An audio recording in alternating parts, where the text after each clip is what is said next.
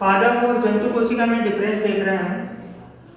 Animal cells and plant cells के बीच क्या difference होता है, तो इसके लिए आपको एक कोडवर्ड याद रखना है। यदि ये कोडवर्ड आपको याद रहता है तो आप आसानी से पादप और जंतु कोशिका में 4 अंतर याद रख सकते हैं। वो कोडवर्ड हमारे पास को, ह, री, ला।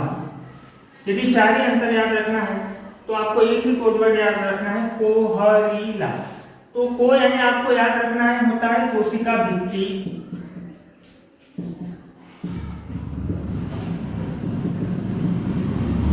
ह यानी होता है हरितलवक,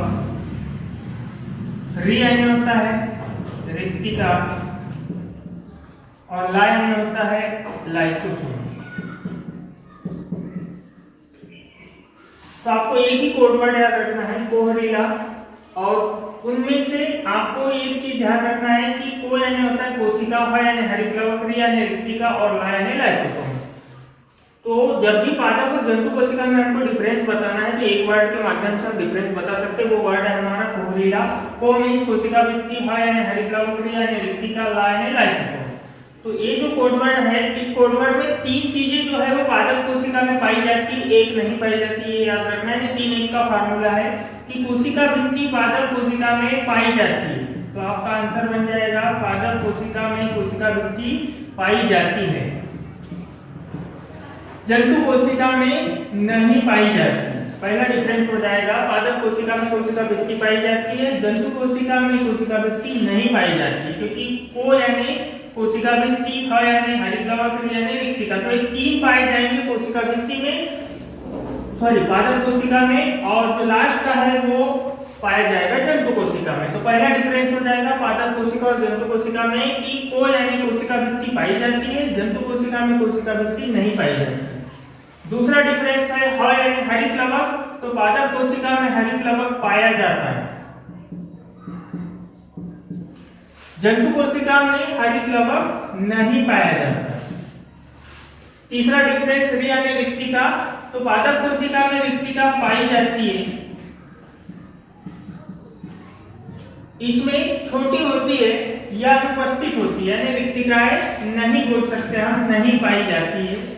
चौथा डिफरेंस है, अब 3 चीज पाई जाएगी पादप कोशिका में, को, ह, री तक। को यानी कोशिका भित्ति पाई जाएगी, ह यानी हरितलवक पाया जाएगा, री यानी रिक्तिका पाई जाएगी। और जंतु कोशिका में तीनों चीज नहीं पाई जाएगी, कोशिका भित्ति भी नहीं पाई जाएगी, हरितलवक भी नहीं, और रिक्तिका भी नहीं, मान के चलो छोटी होगी या अनुपस्थित होगी।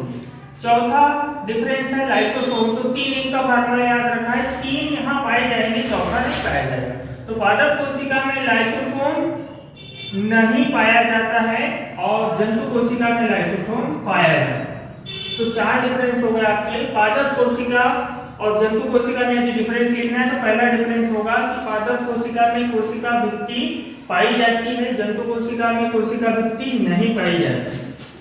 पादप कोशिका में हरितलवक पाया जाता है, जंतु कोशिका में हरितलवक नहीं पाया जाता।